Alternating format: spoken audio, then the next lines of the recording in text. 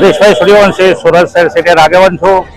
આજે અમારે એ police commissioner કચેરી એટલા માટે આવવું પડ્યું છે કે ખરેખર જે સુરત અંદર કાયદો અને વ્યવસ્થા પડી ભાંગી છે। આજે ખુલ્લેઆમ છે દારૂનું વેચાણ નશીલા પદાર્થો થઈ રહ્યું છે।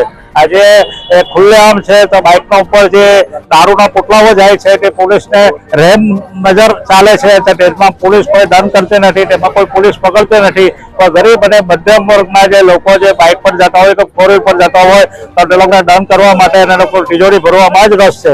આજે ગુજરાતના અંદર ગુજરાત પોલીસ ખાતાના અંદર 45,000 જેવી મહિલાઓ બહેનો છે કે આજની તારીખમાં ગુમ છે, એનો કોઈ પણ પટ્ટો મળતો નથી। પણ માત્ર ને માત્ર પોલીસને ફક્ત દારૂની હપ્તાગીરી કરવામાં અને નશીલા પદાર્થ વેચવામાં જ રસ છે।